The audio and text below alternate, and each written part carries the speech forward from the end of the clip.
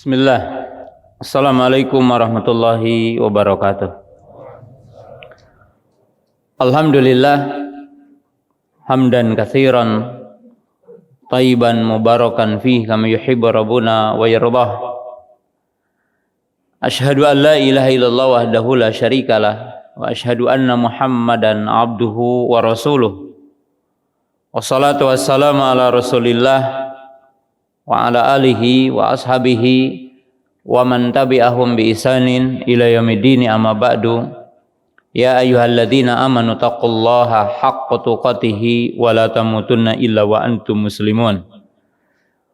Kaum muslimin, para jamaah, para penuntut ilmu yang dimuliakan Allah Subhanahu wa taala, pemirsa Ahsan TV yang dimuliakan Allah Subhanahu wa taala, alhamdulillah pada kesempatan malam yang berbahagia ini dengan izin dan kudrat dari Allah Subhanahu wa taala kita dapat berjumpa kembali di kajian bulanan setiap malam Ahad kedua. Pada kesempatan malam hari ini kita membahas sesuai permintaan panitia adalah hukukul jar atau adabul jar, yaitu adab-adab bertetangga. Kaum muslimin jamaah yang dimuliakan Allah Subhanahu wa taala, tidak diragukan lagi bahwa manusia adalah sebagai makhluk yang bermasyarakat, yang tidak mungkin manusia itu bisa berdiri sendiri. Tetapi dengan fitrahnya Allah telah mentakdirkan secara kauni bahwa manusia itu adalah bermasyarakat.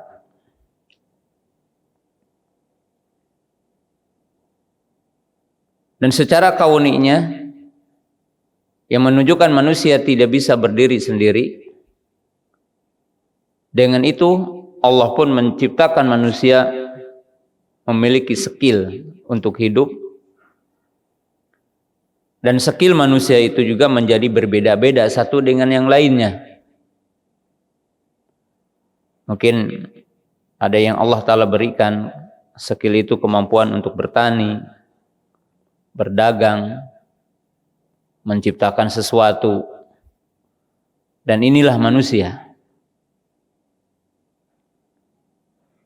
Dan demikian juga syariat Islam adalah syariat yang di dalamnya menciptakan istimaiyah, yaitu yang dinamakan sistem kehidupan bermasyarakat,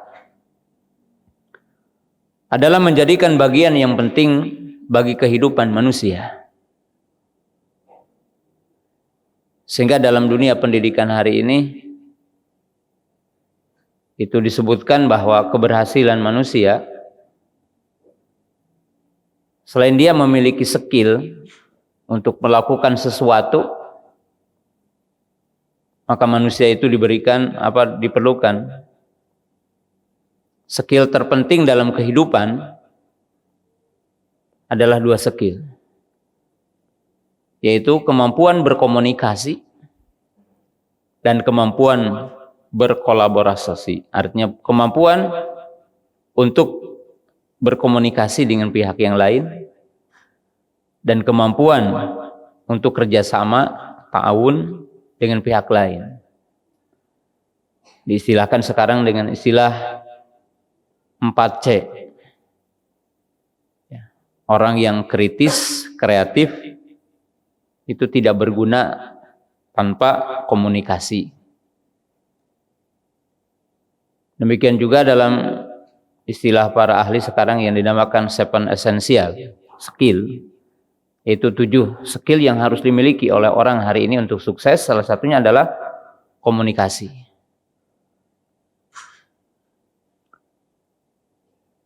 Kemudian kaum muslimin jamaah yang dirahmati Allah Subhanahu wa taala, urgensi bertetangga dan urgensi setiap mukmin untuk memahami adab-adab bertetangga sebagaimana dijelaskan di dalam ayat, sebagaimana juga dijelaskan dalam sunnah Nabi SAW, bahwa apa sih urgensi kita bertetangga dan apa urgensi bagi setiap mukmin memahami adab bertetangga.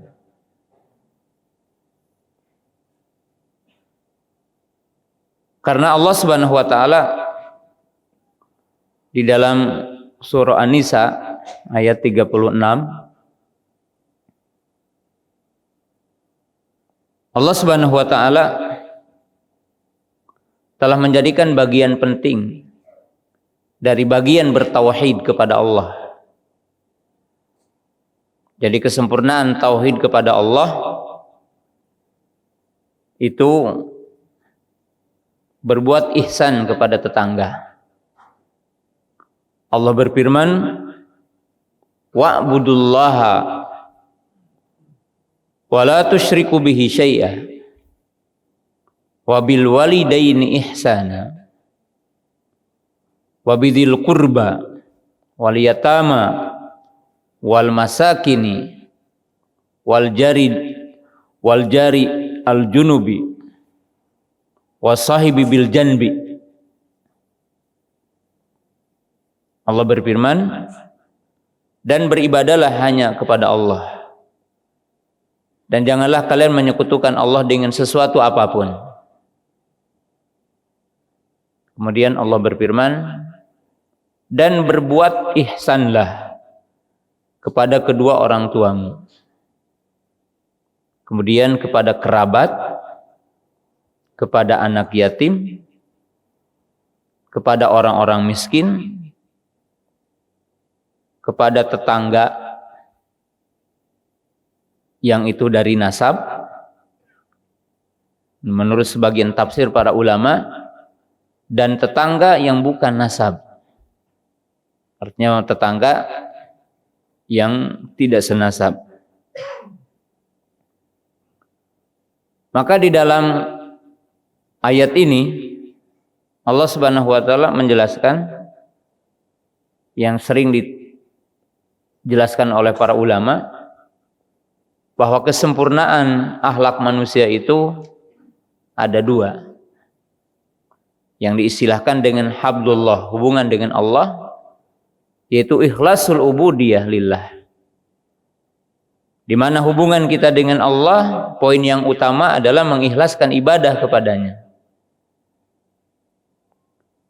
Kemudian hubungan dengan manusia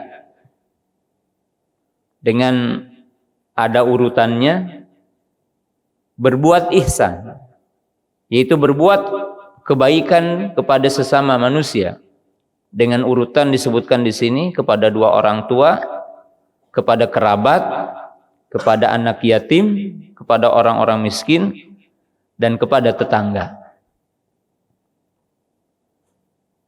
Ayat ini menunjukkan urgensinya tetangga bagi setiap mukmin. Kemudian baginda Rasulullah sallallahu alaihi wasallam menjadikan ihsan kepada tetangga itu bagian dari iman. Jadi bagian dari iman, wa min alamati kamalil iman.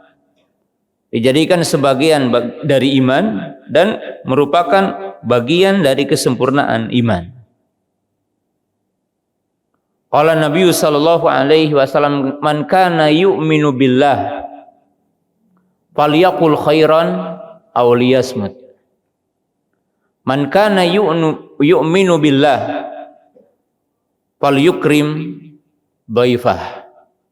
Man kana yu'minu billah falyuhsin jarahu. Baginda Nabi SAW mengatakan, barang siapa yang beriman kepada Allah, berkatalah baik atau diam. Barang siapa yang beriman kepada Allah Subhanahu wa taala, maka hormatilah tamunya. Barang siapa yang beriman kepada Allah, maka berbuatlah ihsan kepada tetangganya. Maka hadis ini menunjukkan bahwa berbuat ihsan kepada tetangga itu merupakan bagian dari iman dan bagian dari alamatul iman dan bagian dari kesempurnaan iman. Bahkan di dalam hadis yang lain dikatakan, tidak dikatakan beriman sehingga seseorang itu tidak berbuat buruk kepada tetangganya. Jadi tidak punya asar buruk, tidak punya pengaruh buruk kepada tetangganya. Itu poin yang kedua.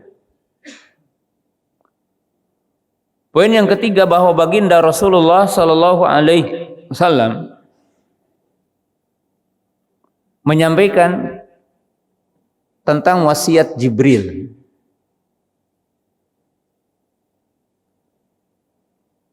Bahwa Jibril alaihissalam mewasiati Nabi SAW dengan wasiat khusus. Di antara sekian wasiat adalah wasiat untuk tetangga. Qala Nabi sallallahu alaihi wasallam, "Mazala Jibrilu yusini bil jari hatta dhanantu annahu sayurithuhu." Apa? Kata Nabi SAW, Jibril terus-menerus memberikan wasiat kepadaku tentang tetangga. Aku menyangka bahwa tetangga ini salah satu penyebab untuk mendapatkan waris. Karena waris di dalam Islam itu sebab utamanya ada 3, yaitu an-nikah, an-nasab, al-itqu. Jadi kita akan mendapatkan waris karena pernikahan. Jadi suami dapat dari istrinya, istri dapat dari suami. Yang kedua nasab, ya, bapak kepada anak, anak kepada bapak. Kemudian kalau orang memerdekakan budak, maka harta dari budak yang dimerdekakan menjadi harta yang memerdekakannya. Sampai disebutkan ada poin yang keempat.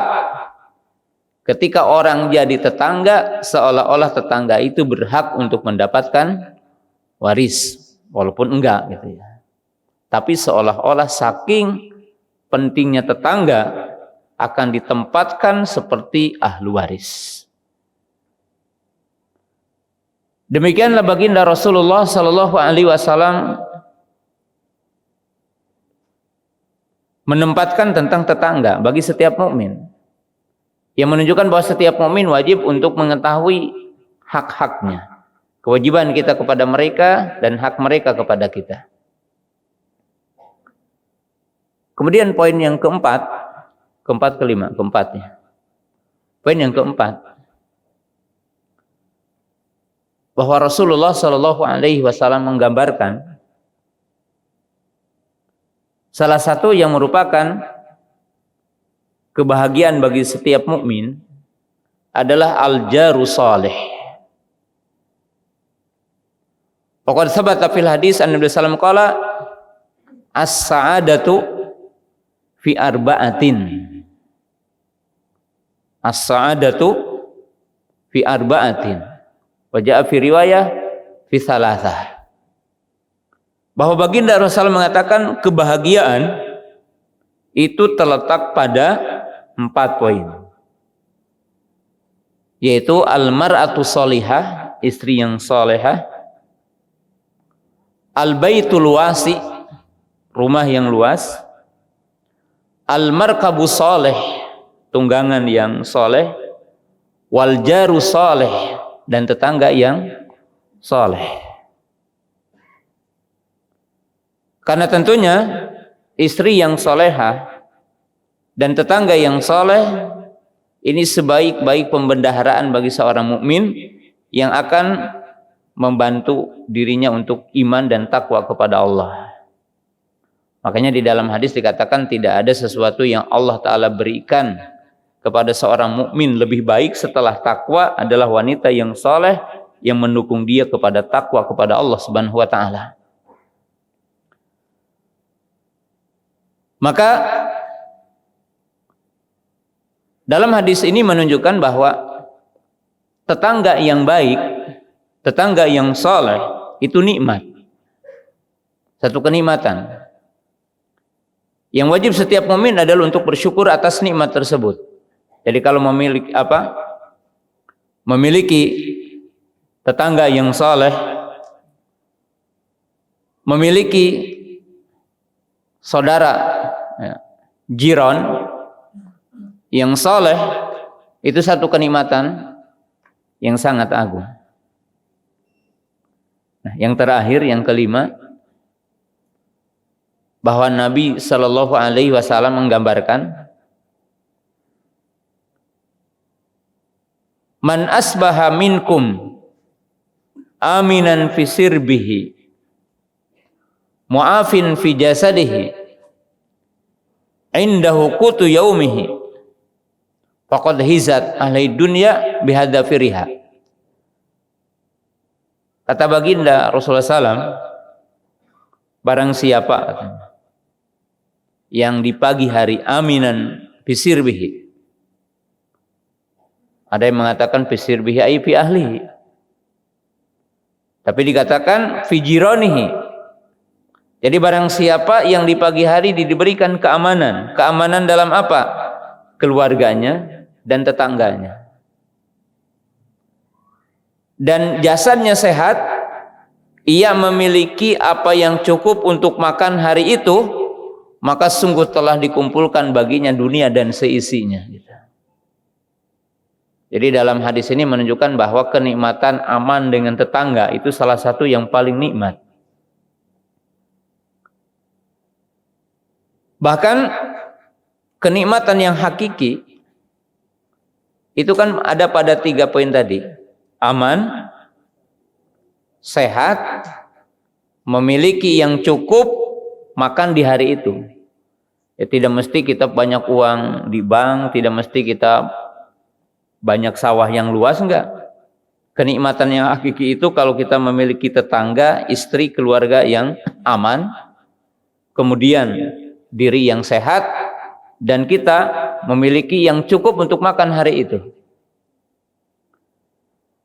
Nah, pada sejumlah hadis ini yang saya tadi kategorikan dengan 5 sisi hadis berbicara tentang tetangga. Hal ini menunjukkan apa? Satu perkara yang penting tentang kedudukan tetangga.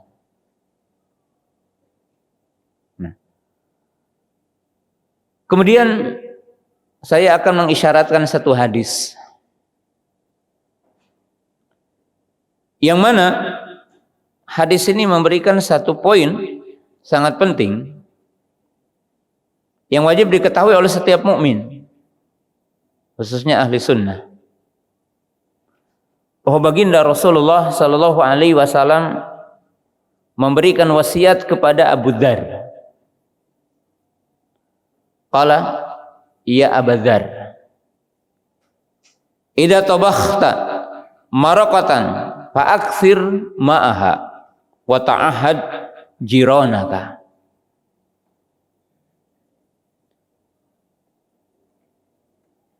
Nabi SAW menasihati Abu Dzar, yaitu Abu Dzar Al-Ghifari.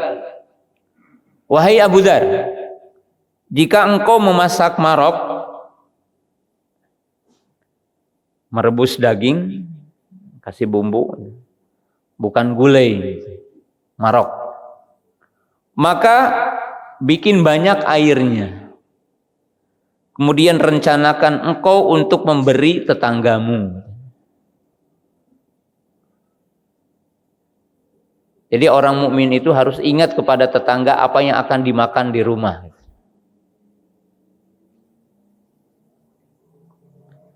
Di mana orang mukmin itu,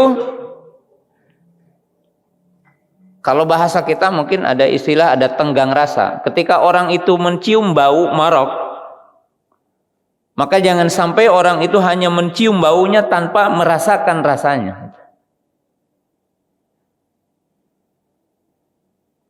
Inilah orang mukmin itu punya empati,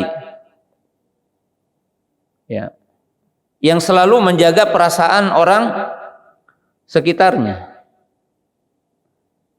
Dan ini bagian akhlak yang sangat agung, bagian akhlak yang sangat mulia. yang seyogianya setiap mukmin untuk memiliki akhlak yang mulia ini.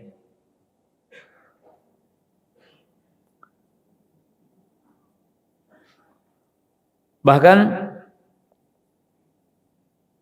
Rasulullah Shallallahu Alaihi Wasallam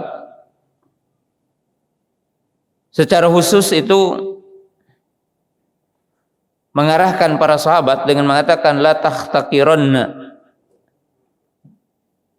syai'an minal ma'ruf. Nabi SAW mengatakan janganlah engkau menyepelekan sesuatu dari kebaikan. Artinya orang mukmin itu sebaik mungkin dia harus bisa berbuat ma'ruf kepada orang yang sekitarnya. Dan ini adab seorang mukmin.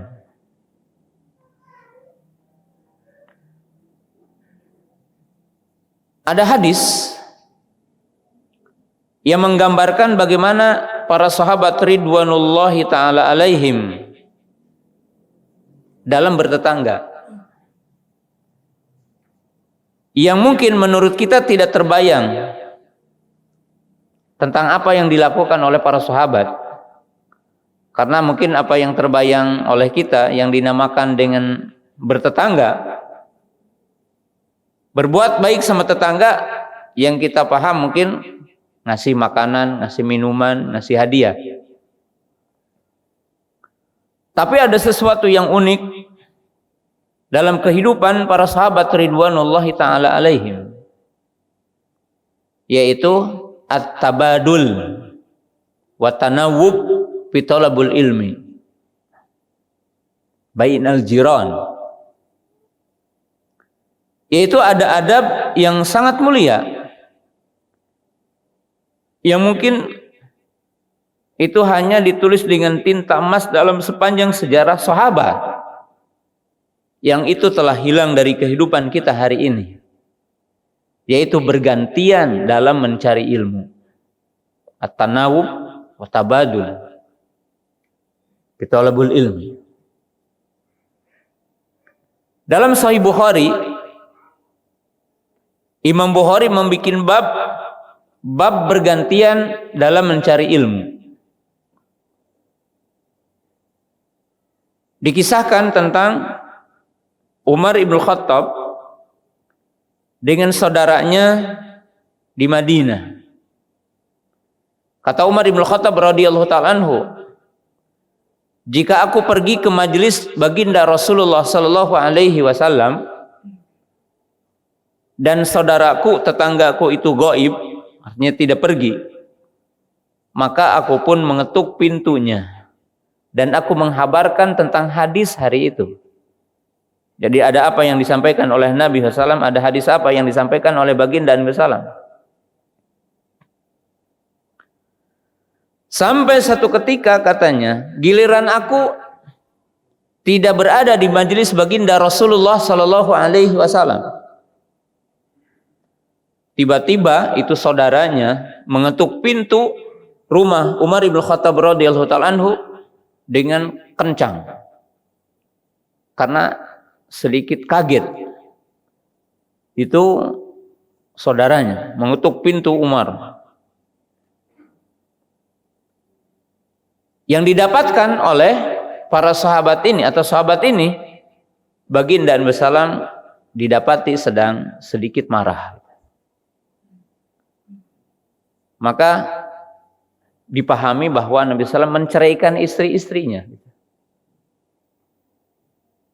Maka Umar radhiyallahu ta'ala anhu langsung bergegas menuju rumah putrinya, yaitu Hafsah radhiyallahu ta'ala anha. Lalu ditanyakan, apakah Rasul menceraikan istri-istrinya? Kemudian, ya tidak. Maka beliau mengatakan, alhamdulillah, segala puji bagi Allah, alhamdulillah.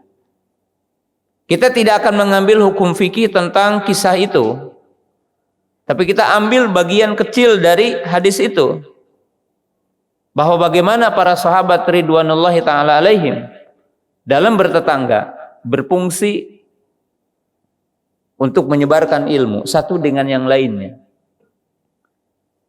Umar hadir mengetuk pintu saudaranya dan menyampaikan hadis di saat itu. Umar tidak hadir, maka saudaranya yang mengetuk pintunya dan menyampaikan hadis di saat itu. Demikianlah keindahan para sahabat ridwanullahi ta'ala alaihim dalam bertetangga. Contoh yang kedua, bahwa Malik ibnu Huwairits radhiyallahu ta'ala anhu itu dikisahkan nahwa isrin minasyabab min qaumihi, sekitar 20 para pemuda yang sebaya dengan Malik ibnu Huwairits. Katanya bergantian itu. Bergantian. Ketika Nabi SAW melihat Malik ibnu Huwairits dan sejumlah teman-teman yang udah kelihatan wajah rindu kepada keluarganya, maka Nabi SAW menyuruh pulang. Tapi dikasih 2 wasiat. Idza hadaratis salatu falyu'addin ahadukum wal ya'ummakum akbarukum. Kata Nabi SAW, wahai Malik ibnu Huwairits dan wahai saudara-saudaramu, jika datang waktu salat, adzanlah salah seorang di antara kamu dan imamlah di antara yang paling banyak Qur'annya. Kemudian Nabi SAW berkata, sallu kama ra'aitumuni usalli. Ini yang 20 orang itu dibilangi, salatlah kalian sebagaimana kalian melihat aku salat. Pulang, mereka mengajari salat. Pulang, Malik ibnu Huwairits radhiyallahu ta'ala anhu mendemonstrasikan sifat salat Nabi sallallahu alaihi wasallam kepada seluruh kaumnya. Kemudian contoh yang ketiga, Wabdu Abdul Qais, yaitu utusan dari kabilah yang dinamakan dengan Abdul Qais. Mereka datang mengunjungi Nabi SAW yang mereka terpisahkan oleh ahlul kitab dari orang-orang Yahudi. Jadi ada satu kabilah kaum muslimin yang sudah masuk Islam tetapi terhalang oleh orang-orang kafir. Jadi jaraknya mereka terhalang. Maka mereka datang kepada Nabi SAW untuk bertanya tentang satu amalan yang apabila mereka mengamalkannya mereka akan masuk surga. Maka Nabi SAW menyebutkan kalimat syahadaid dan iman, setelah itu sholat, setelah itu zakat, setelah itu puasa. Dan dalam hadis itu belum disebutkan haji. Maka Nabi SAW mengakhiri kalimatnya, jika kalian melaksanakan ini semua, maka semuanya kalian akan selamat dan kalian akan masuk surga. Maka perwakilan dari Abdul Qais ini mengumpulkan masyarakatnya, mengumpulkan tetangga-tetangganya dan menyampaikan poin tadi. Yang kata mereka, seperti apa yang disampaikan oleh Nabi SAW, kalian akan selamat jika engkau melaksanakan ini semua. Jadi itulah salah satu bentuk bertetangga para sahabat ridwanullahi ta'ala alaihim. At-tabadul fil ilmi. Mereka bergantian dan bertukaran dalam ilmu. Dan ini adalah bagian dari kehidupan mereka. Kaum muslimin jamaah yang dimuliakan Allah Subhanahu wa taala.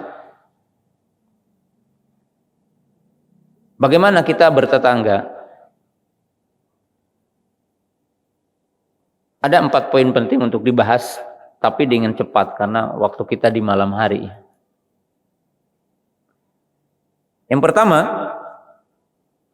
batasan tetangga itu seperti apa? Tetangga, yang dinamakan tetangga. Para ulama berbeda-beda pendapat tentang batasan tetangga. Ada yang mengatakan Kalau kita nyaut, sejauh kita nyaut itulah dinamakan tetangga. Kalau orang Sunda lamun ngagorowok kaditu itu masih terdengar, itu tetangga kita. Ada yang mengatakan kalau 40 rumah itu dinamakan apa? Tetangga. Para ulama muhaqqiq mengatakan batasan tetangga itu kembali kepada uruf, kepada kebiasaan yang mungkin kita pahami tetangga, karena tidak ada dalil yang menunjukkan seberapa meternya gitu kan. Yang dinamakan tetangga. Ya, kalau kita sekomplek dikatakan tetangga, ya anggaplah sekomplek itu dinamakan apa? Tetangga. Kembali kepada uruf yang ada di kita. Ya. Kemudian yang kedua, tingkatan tetangga. Dan ini perlu kita pahami. Dari sisi nanti hak dan kewajiban kita.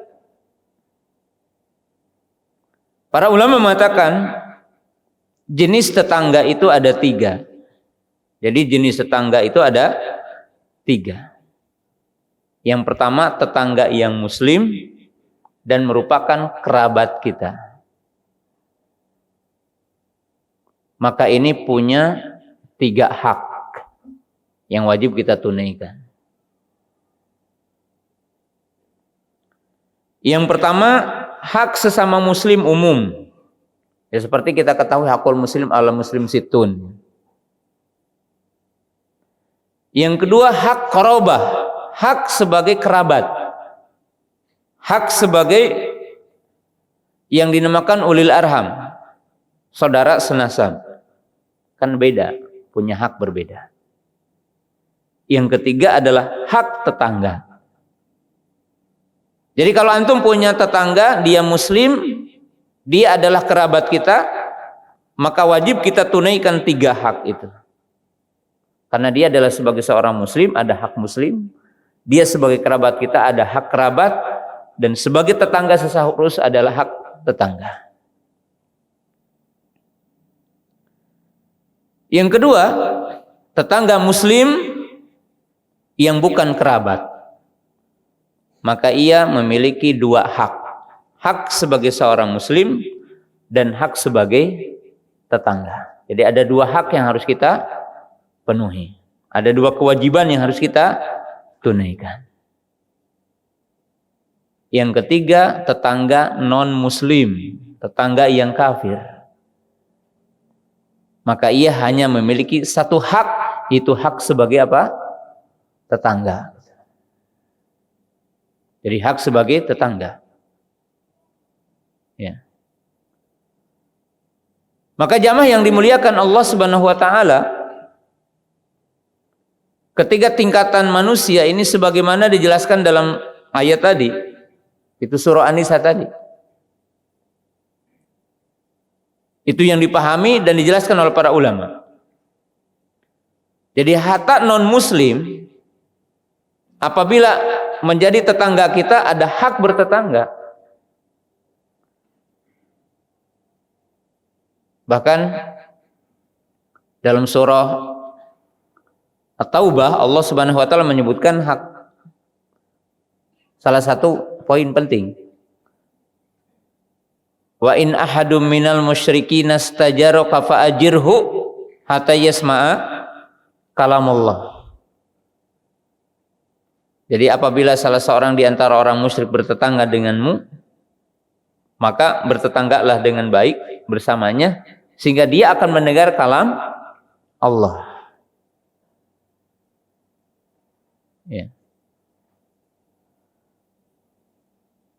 Ada satu pelajaran yang saya ingin sampaikan di sini. Di dalam Islam,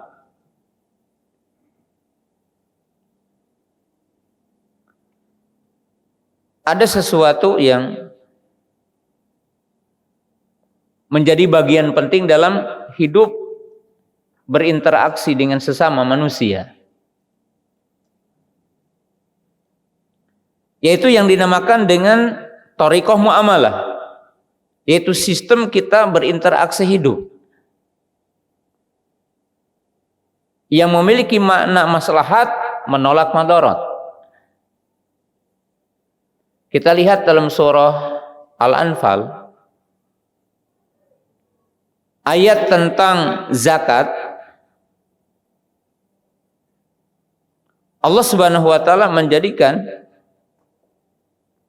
bagian dari 8 cabang yang berhak menerima zakat menurut tafsir sebagian para ulama adalah orang kafir yang dijinakan untuk masuk Islam, yang dinamakan al-mu'allafatu qulubuhum. Ima yang baru masuk Islam atau yang diharapkan masuk apa? Islam. Untuk apa? Untuk kebaikan Islam.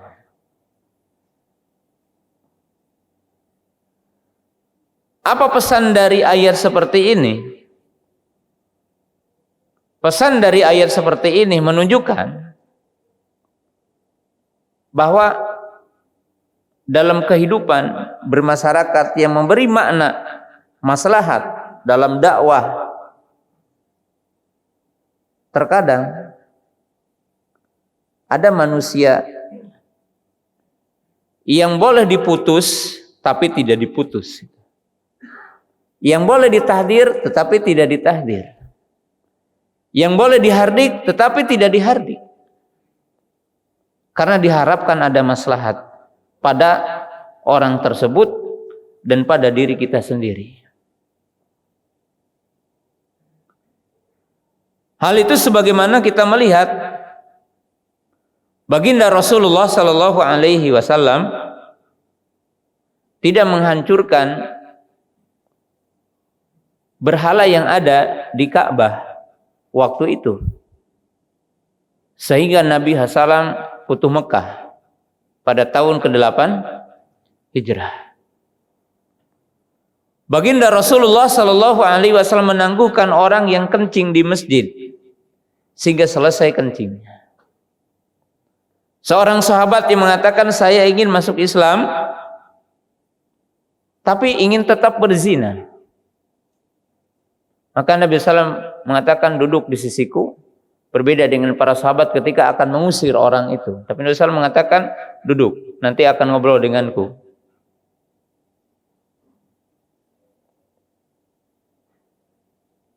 Di sini menunjukkan jamaah yang dimuliakan Allah Subhanahu wa taala bahwa di dalam Islam ada bagian muamalah yang mungkin menurut kita hukum asalnya nggak boleh, tapi jadi boleh gitu. Karena dengan satu maslahat untuk Islam itu sendiri, untuk dakwah itu sendiri. Maka dalam Islam tadi dikatakan ada hak yang memiliki 3 hak. Ada orang yang memiliki 2 hak, ada orang yang memiliki 1 hak. Yaitu apa? Kalau kita bertetangga dengan non-muslim, dia sebagai non-muslim, dia berhak untuk mendapatkan sebagian hak dari bertetangga.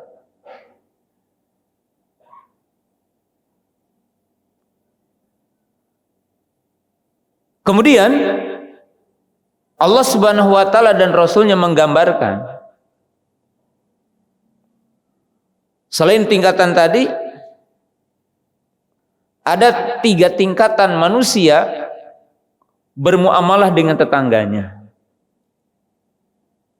Bagaimana antum bermuamalah dengan tetangga? Kata para ulama ada 3 tingkatan orang bermuamalah dengan tetangga.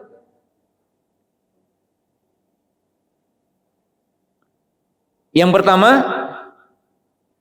kaful adha ma'a adamil ihsan, yaitu orang yang tidak pernah menyakiti tetangganya tapi jarang berbuat baik. Ya, kalau menyakiti tetangganya enggak, tapi jarang ngasih hadiah, ngasih sesuatu. Yang kedua, rajulun yatahammal al-adha, yaitu orang yang mampu mengekang diri atas keburukan tetangganya. Karena mungkin dalam hidup kita terkadang kita mendapatkan satu keburukan dari tetangga. lalu kita bersabar atas keburukan tetangga kita.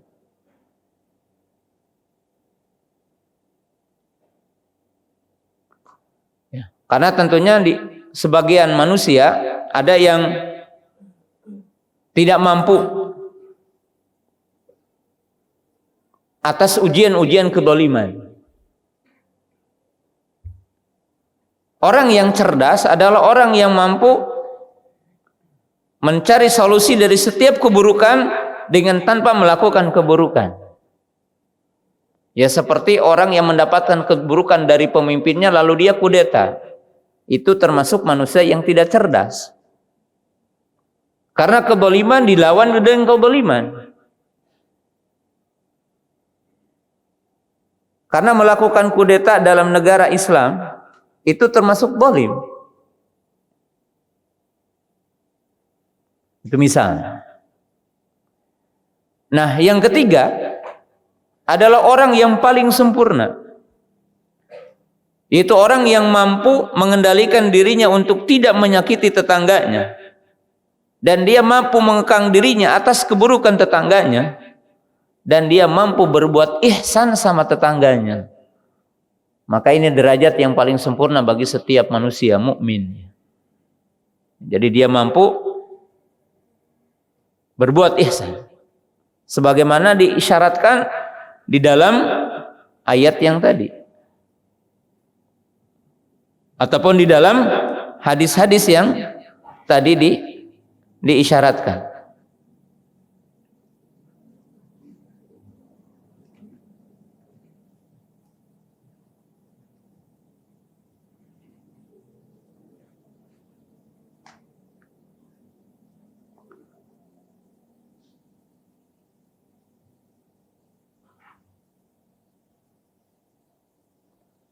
Nabi SAW mengatakan dalam hadis tadi apa? Man kana yu'minu billah wal yaumil akhir fala yu'di jarahu. Siapa yang beriman kepada Allah dan yaumil akhir, maka janganlah dia menyakiti tetangganya.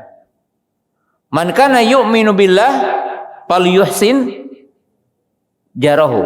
Siapa yang beriman kepada Allah dan yaumil akhir, maka berbuat ihsan kepada tetangganya.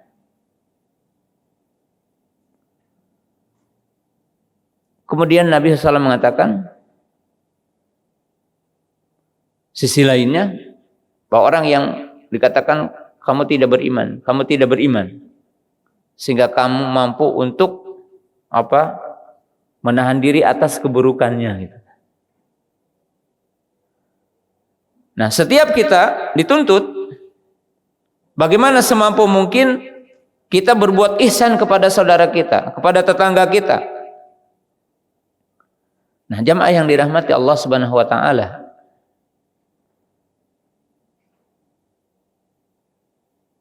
Nabi sallallahu alaihi wasallam menggambarkan dalam sejumlah hadis tentang orang beriman. Ada sebagian pujian bahwa Nabi SAW mengatakan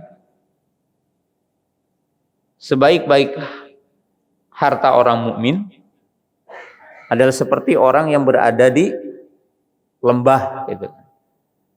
Yang ada di tempat-tempat pengembala. Itu gambaran orang yang menjaga dirinya dari sesuatu yang haram.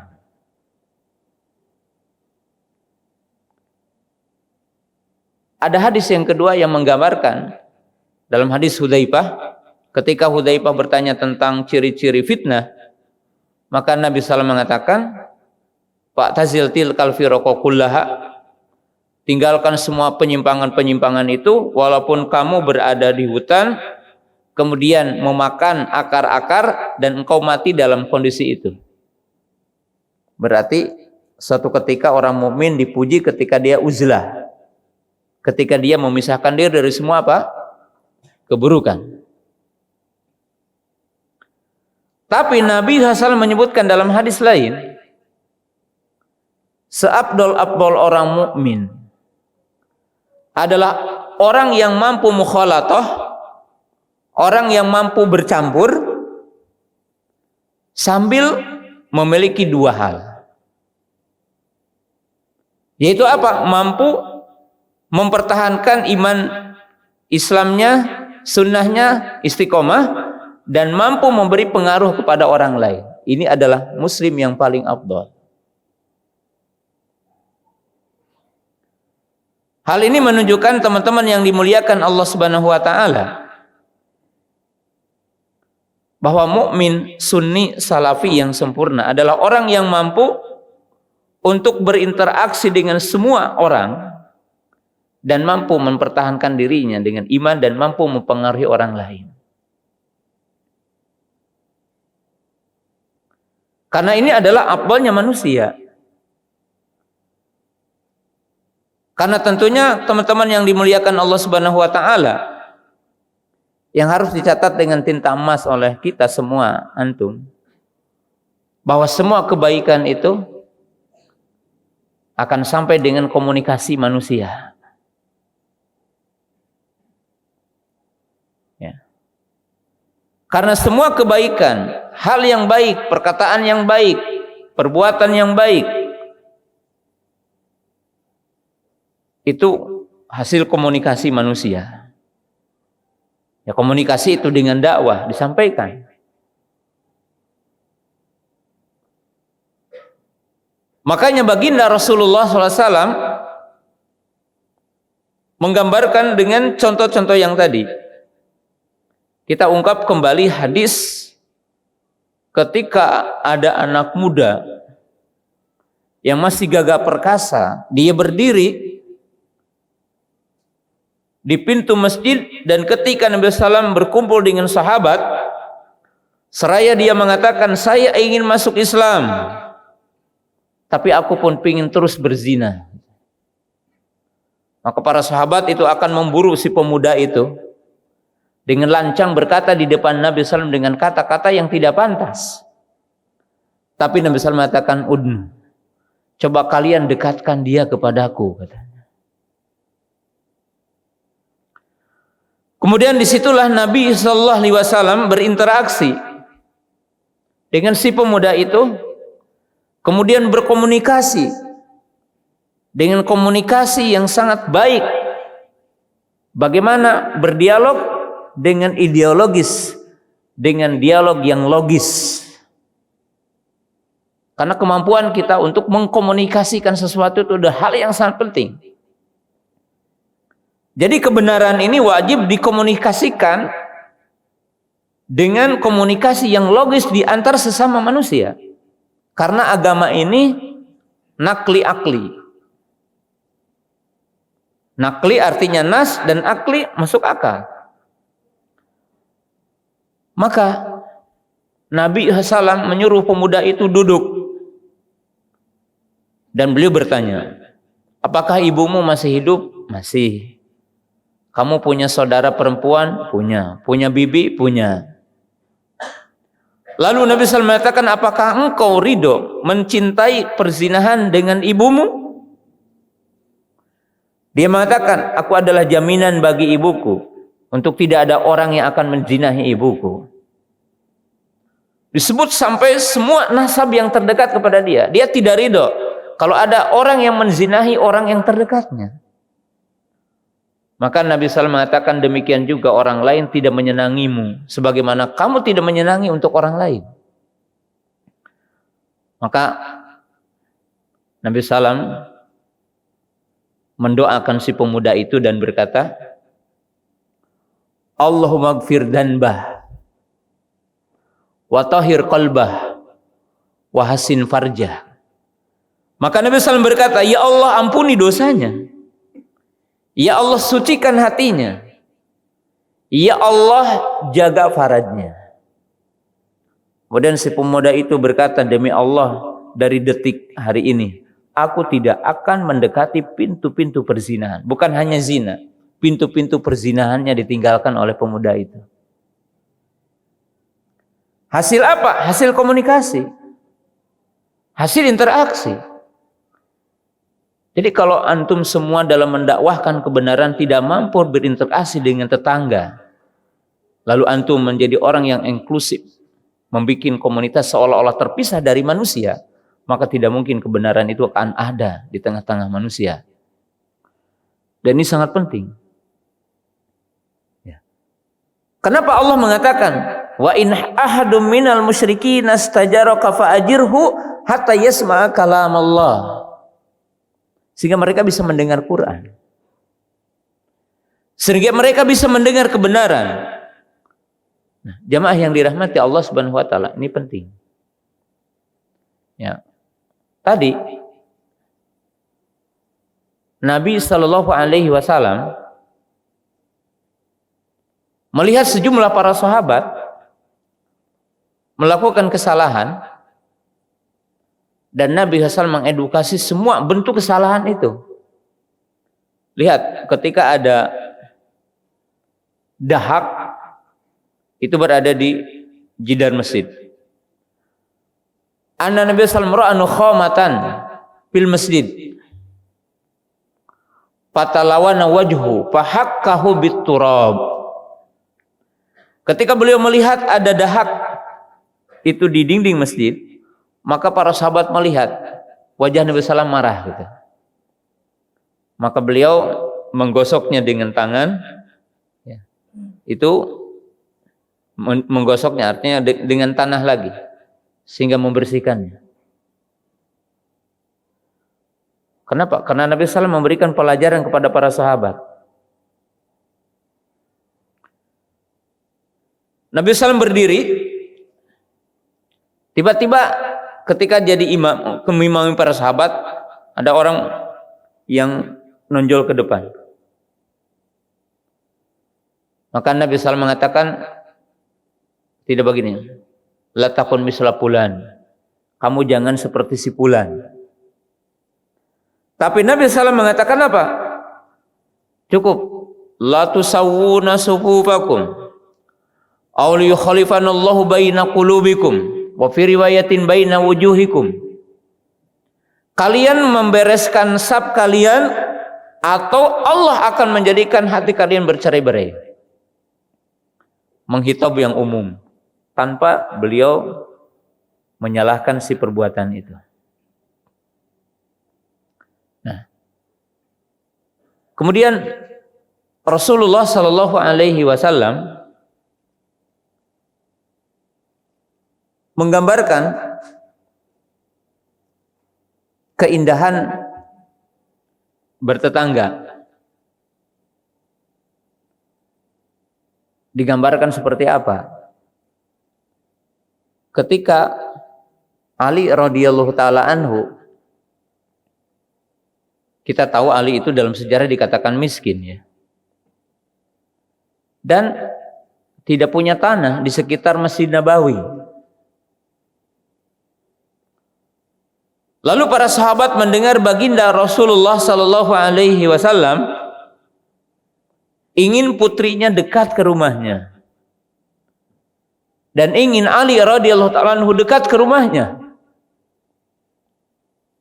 Maka semata-mata para sahabat mendengar keinginan Nabi Sallallahu Alaihi Wasallam, maka ada orang-orang Ansar yang memiliki tanah di sekitar itu, lalu menghadiahkannya kepada Nabi SAW untuk Ali radhiyallahu taala anhu. Ya. Hadis ini menggambarkan apa? Menggambarkan bahwa sebaik-baik tetangga adalah tetangga yang mampu memberikan kecukupan tetangganya. Sebaik-baik tetangga adalah orang yang tahu terhadap kebutuhan tetangganya. Jadi ini tentunya adalah ihsan tingkat tinggi gitu. Ketika orang itu tahu apa yang dibutuhkan tetangganya. Tapi ya ini berat untuk setiap mukmin melakukan ini kan. Orang yang tahu kebutuhan tetangganya. Kemudian ketika Ali radhiyallahu taala anhu akan menikah dan tahu sejumlah para sahabat bahwa Ali itu untuk mahar saja hampir dikatakan tidak ada untuk mahar waktu itu. Dan ini pun salah satu bantahan kepada orang-orang Syiah Rafidhah atau Syiah semuanya, yang menunjukkan bahwa para sahabat itu tidak senang kepada Ali. Abu Bakar tidak senang kepada Ali, Umar tidak senang kepada Ali, Utsman tidak senang kepada Ali radhiyallahu taala anhu.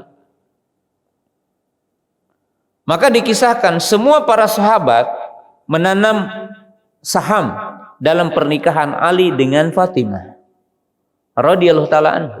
Jadi hampir semua sahabat itu menanam saham dalam pernikahan Ali dengan Muawiyah, dengan Fatimah radhiyallahu taala anha. Ya. Dan di antara penanam saham itu adalah Utsman radhiyallahu taala anhu, yang memberikan bagian terhadap berlangsungnya pernikahan itu. Jadi salah satu poin yang penting dalam bertetangga adalah memahami kebutuhan tetangganya. Dan itu dalam kehidupan para sahabat ridwanullahi ta'ala alaihim. Saya akan sebutkan 2 poin lagi.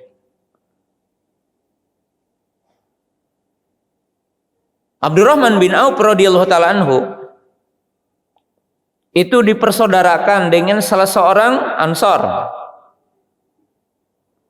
Kemudian orang Ansor ini menawarkan 2 hal kepada Abdurrahman bin Auf. Kata orang Ansor ini, engkau telah dipersaudarakan denganku oleh Nabi sallallahu alaihi wasallam. Maka aku akan memberikan 2 tawaran kepadamu. 1, silahkan pilih tanah yang mana yang engkau ingin kelola agar engkau bercocok tanam di sini. Yang kedua, kata orang Ansor ini, aku kebetulan memiliki istri lebih dari 1. Silahkan engkau pilih salah satunya dan aku akan mentalaknya. Jika setelah selesai waktu idahnya, maka nikahlah olehmu. Siapa ini? Salah seorang Ansor menawarkan kepada Abdurrahman bin Auf radhiyallahu ta'ala anhu. Tapi Abdurrahman bin Auf menolak kedua-duanya, ya. Kata beliau, daluni ila suq. Aku bukan petani, aku pedagang. Tunjukkan aku ke pasar, aku akan berdagang. Tidak lama kemudian Nabi SAW telah melihat di tangan Abdurrahman sejenis hana, itu ya, artinya pewarna, menunjukkan beliau telah nikah. Maka Nabi SAW mengatakan, aulim walau bisyatin, bikin walimah walaupun hanya menyembelih 1 ekor kambing. Inilah yang digambarkan dalam surah Al-Hasyr, wa yu'thiruna ala anfusihim walau kana bihim khassasah. Jadi mereka mendahulukan saudaranya walaupun dirinya butuh. Jadi walaupun dirinya butuh. Itu gambaran, ya, tentang kehidupan para sahabat, bagaimana mereka itu bertetangga. Jadi mereka itu bersaudara.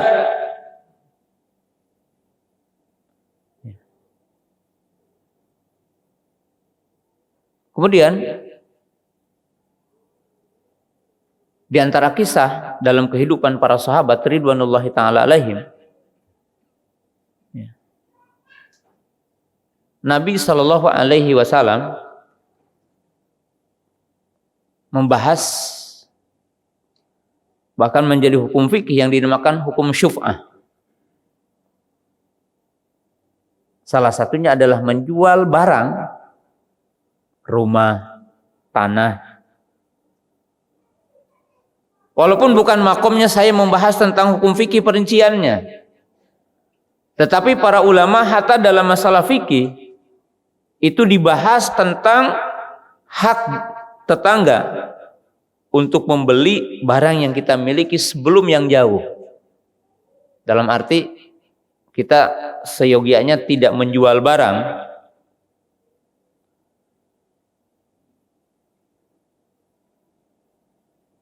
itu ke tempat yang jauh, ke orang yang jauh.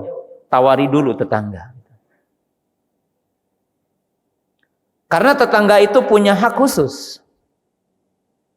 Jadi punya hak khusus.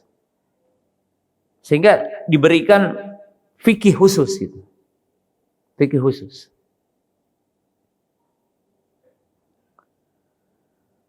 Kemudian Rasulullah Shallallahu Alaihi Wasallam menggambarkan dalam hadis lain yang menggambarkan seseorang tidak boleh melarang seseorang menyandarkan kayu di temboknya. Ya, kalau kita bertetangga, mungkin tetangga kita itu ada kayu, kemudian disandarkan di tembok milik kita. Seolah-olah dikatakan di situ tidak boleh kita melarang dia, karena ada hak tetangga, ada hak bertetangga.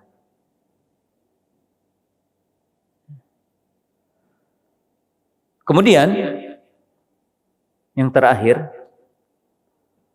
yaitu yang dinamakan muwasah indal hajah.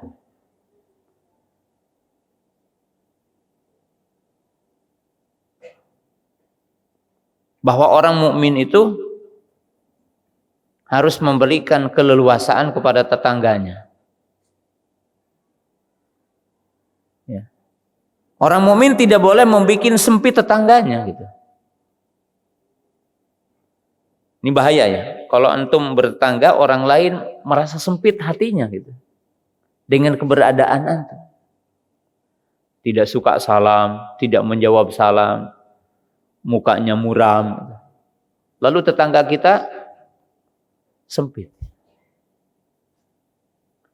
Bahkan mungkin poin yang tadi dikatakan, sampai orang itu sempit dengan bau masakan daging kita, bau dengan ikan kita, lalu orang berhayal, alangkah indahnya rendang ayam. Lalu kita tidak ngasih, membuat sempit.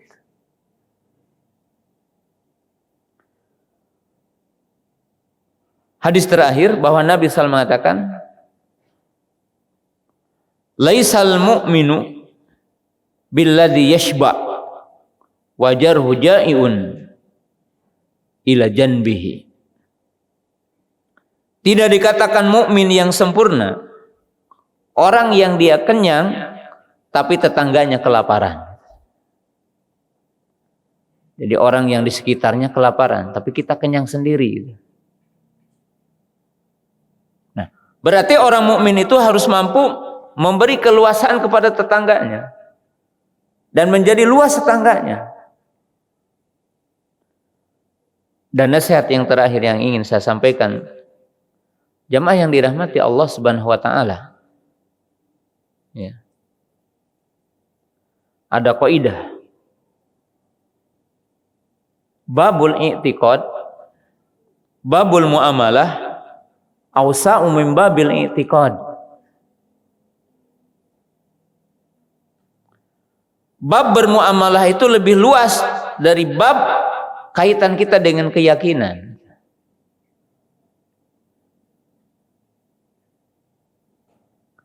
Dalam arti, ketika kita ada perbedaan akidah, perbedaan keyakinan, tidak selamanya mempersempit muamalah. Karena bab muamalah itu beda dengan bab keyakinan. Apa maknanya? Juga jangan disalah maknai. Apa makna dalam istilah ini? Seperti tadi, kita bertetangga dengan non-muslim tapi punya hak tetangga. Hak dia untuk dihormati sebagai tetangga kita. Hak untuk mendapatkan hadiah dari kita. Ya. Tidak boleh, oh ini non-muslim, kemudian kita mengalirkan air yang kotor ke tempat dia, nggak boleh. Karena orang mukmin tidak boleh menyakiti apa? Tetangganya. Nggak ada di situ tetangganya yang muslim itu, yang dilarang. Nggak, tetangganya siapa saja sama, nggak boleh. Berhak untuk mendapatkan senyum yang umum, ya semuanya. Oh ini beda akidah dengan kita, beda manhaj dengan antum. Oh ini dapat senyum, ini tidak dapat senyum. Enggak ya, sama dapat senyum. Ya. Poin yang sangat penting begini. Semua manusia itu ada perkara yang disepakati yang dinamakan dengan baik. Contoh, mengasih hadiah baik nggak? Baik. Kalau ada orang yang ahlu maksiat, peminum khamr, boleh nggak kita ngasih hadiah kepada peminum khamr? Boleh. Tapi membenarkan dia minum khamr boleh nggak? Nggak boleh. Itu babil i'tiqad. Tapi ngasih hadiah kepada orang yang minum khamr boleh. Bahkan mungkin terkadang orang mendahulukan hadiah kepada peminum khamr ketimbang kepada orang soleh. Ketika ada apa? Maslahat. Menjinakkan hati dia, mendekatkan dia. Agar nasihat kita lebih dekat diterima. Kita berikan sesuatu.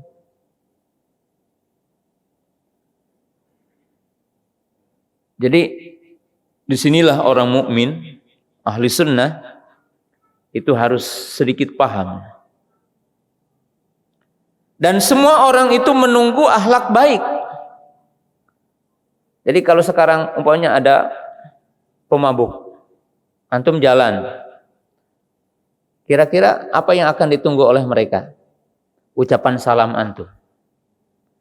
Mereka akan mengatakan, Masya Allah, walaupun kita seperti ini, kita masih disalami. Ternyata baik juga. Tapi ketika antum itu tidak salam, wah rajin sholat, salam enggak kan gitu. Pasti celana cingkrang, jenggot, salam enggak gitu. Wajahnya kayak begitu. Semua orang itu pingin tahu yang baik itu semuanya. Maka dalam bermuamalah dengan sesama manusia, tampakkan kebaikan yang merupakan diakui oleh semua orang kebaikan. Tampakkan akhlak mulia yang semua orang sepakat itu adalah akhlak mulia. Nabi SAW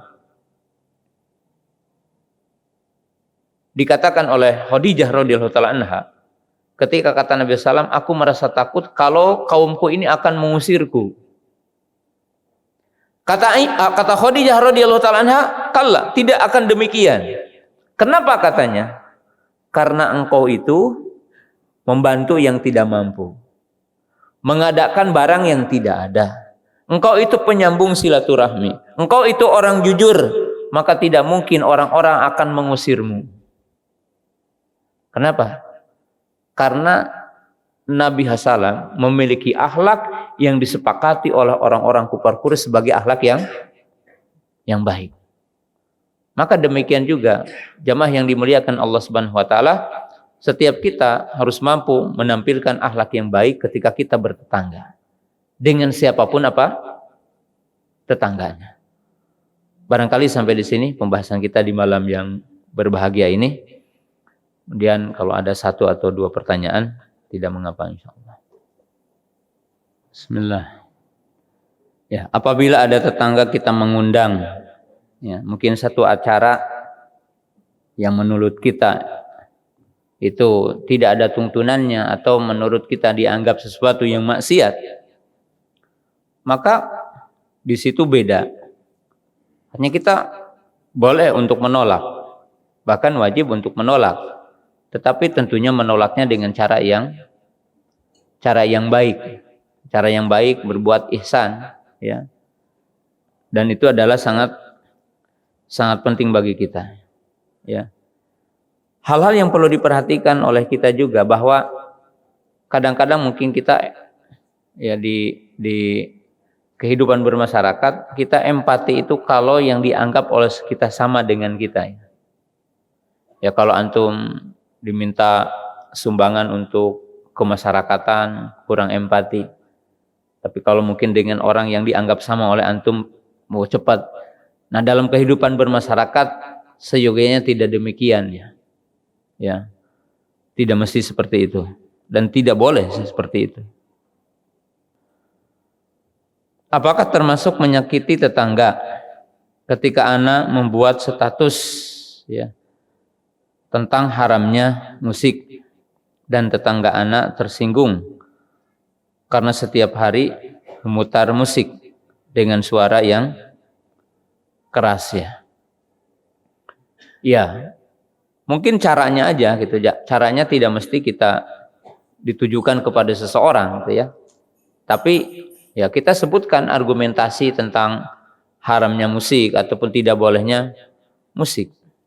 Kalau masalah ya menjelaskan kebenaran ada yang tersinggung, ya itu tidak menunjukkan bahwa orang yang menyampaikan kebenaran itu bisa tercela, enggak ya kalau dari sisi itu. Ya. Cuma mungkin sisi lain yang perlu kita pahami tadi ya, bahwa apa yang disampaikan oleh Imam Ibnu Taimiyah dalam berbagai buku, ketika kita berdalil, ketika kita menyampaikan argumentasi, itu mesti juga dengan kerangka ilmu. Jadi dengan kerangka ilmu yang baik. Sebab terkadang satu masalah yang tidak dibangun di atas kerangka ilmu, sering terjadi komunikasi yang tidak baik satu dengan yang lainnya. Ya. Kita berikan contoh ya, Imam Ibnu Taimiyah rahimahullahu taala dalam sejumlah bukunya itu berupa bantahan-bantahan kepada yang menyimpang. Tetapi dalam sejumlah bukunya beliau tidak menyebutkan nama-nama yang menyimpang. Jadi dalam sejumlah bukunya ada beberapa buku yang tidak disebutkan nama-namanya. Tapi bukan juga berarti tidak boleh menyebutkan. Tapi itu sekedar sebagian pendekatan yang dinamakan berhujjah. Contohnya dalam kitab Tadmuriyah. Ketika membahas tentang masalah asma dan sifat, maka beliau meletakkan kaidah-kaidah umum tentang penetapan nama dan sifat Allah Subhanahu wa taala. Ya, contohnya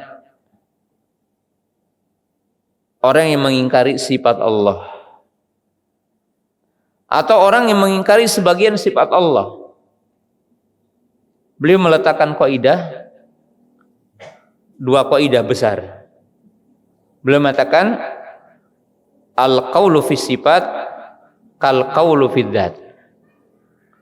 Menetapkan sifat seperti menetapkan nama. Ini bantahan kepada Mu'tazilah. Jadi kalau menetapkan nama-nama Allah tidak mesti menyamakan Allah dengan makhluknya, maka demikian juga menetapkan sifat Allah tidak mesti menyamakan Allah dengan makhluknya.